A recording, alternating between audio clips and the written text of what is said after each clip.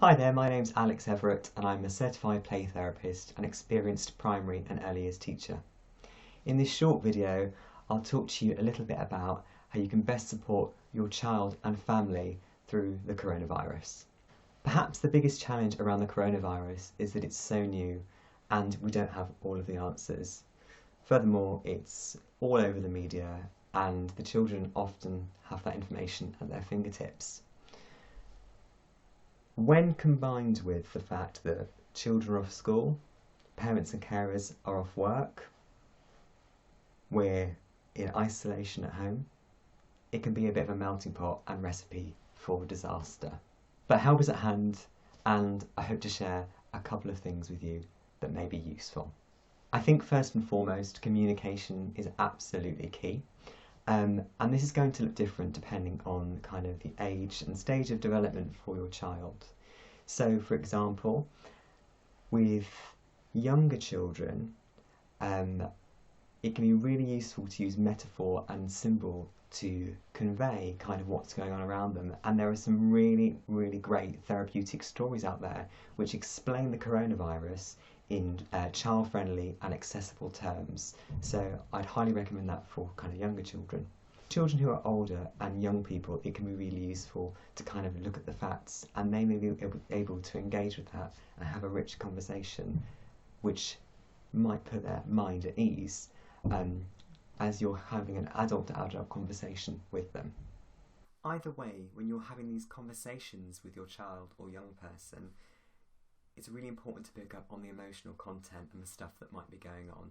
So I would say that using strategies such as reflecting feelings back and also validating those feelings is really important. So for example, I hear that you're really worried about this right now, and actually sharing that concern with them as well and showing that human side and the fact that you also don't have all the answers. It can actually be quite encouraging and reassuring.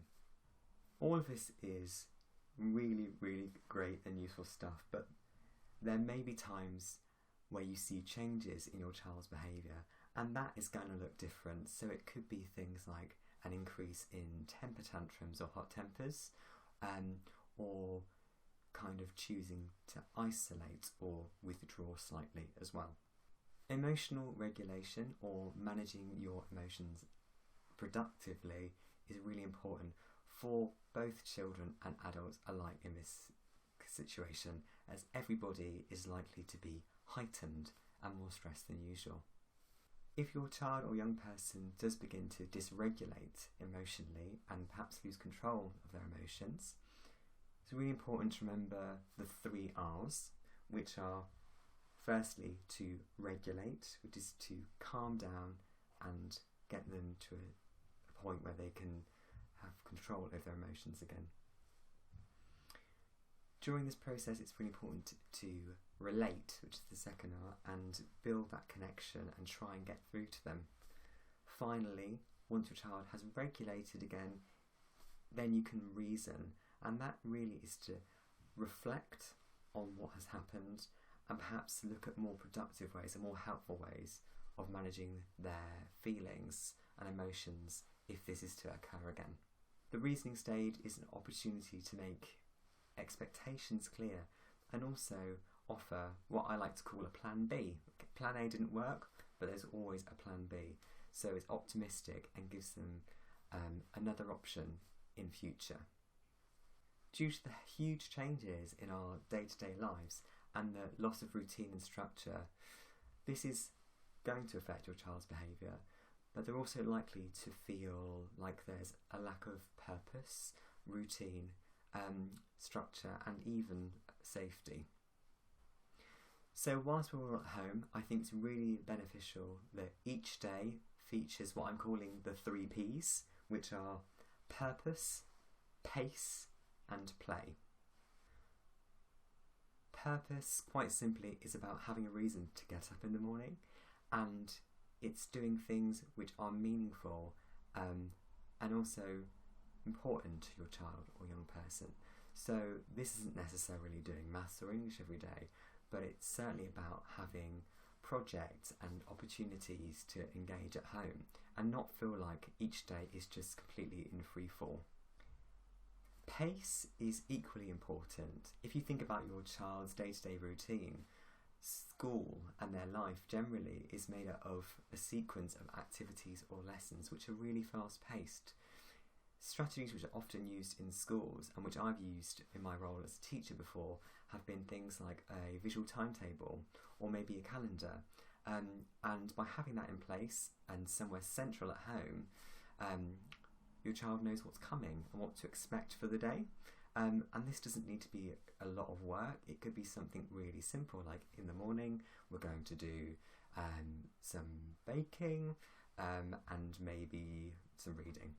You know, it can be a couple of activities just to hinge the day from, and that can be just enough sometimes to carry them through and keep the pace going throughout the day. Finally, play. I wouldn't be a play therapist unless I recommended play. This doesn't necessarily mean having board games or iPads or anything like that. What I'm talking about here is unstructured play.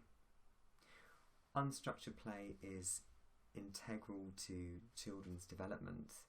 It's an opportunity for self-care, communication, an opportunity to bond with family members.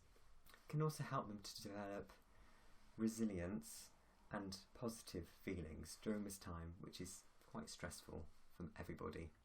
Self-care and connection are equally important, and you can have a discussion around what self-care might look like for you, as this is really personal and different for every family. So some of the things that you might do might be meditation, yoga, having a nice bath with scented oils, and even things which fit in with your routine, like having a snack before bedtime which has got carbs and protein in, and a glass of milk. So things like toast and peanut butter can be really good. It's like having a warm hug, and that can be really, really useful. So the last thing that I want to talk about are specific strategies that you can use at home to help alleviate some of the anxiety and perhaps some of the low mood and feelings of depression which might arise during the coronavirus. As feelings of anxiety are likely to be heightened at this time, one of the things that I find really useful, and I've used previously with some of my clients, has been an activity called the Circles of Control. I've done one here for you. So we have two circles, and in the inner circle we have things that I can control. So this I've put in here as an example is to stay at home. The outer circle is things I can't control, and that is the spread of the coronavirus. You can do this obviously on a much larger sheet of paper and have it somewhere in your home for everybody to see, and perhaps add to that as and when things crop up for you, as again this will look different for everybody. If your child is feeling despair or a kind of lack of hope, a really, really great activity can be building a good stuff grid, which really focuses on optimism and positive thinking. So again, I've done one just to show you here.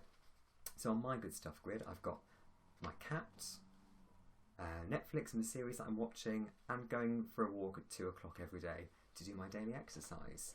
Again, this can be displayed somewhere communally in your home, and just remind them of the good stuff, because it's not all doom and gloom. Another really useful strategy can be writing a diary or bullet journaling, which is really popular with children and young people at the moment. This can be a way of kind of keeping a log of the things that happened, and they may look at this in the future. And I've said to some of my clients that actually this might not happen again in their lifetime, and it can be an exciting opportunity, but you've got to kind of challenge your thinking around it and see it as a unique time. So hopefully some of the strategies that I've spoken about in this video will support your child and your family during this time. In the meantime, stay safe, stay well, and stay at home. Take care. Bye.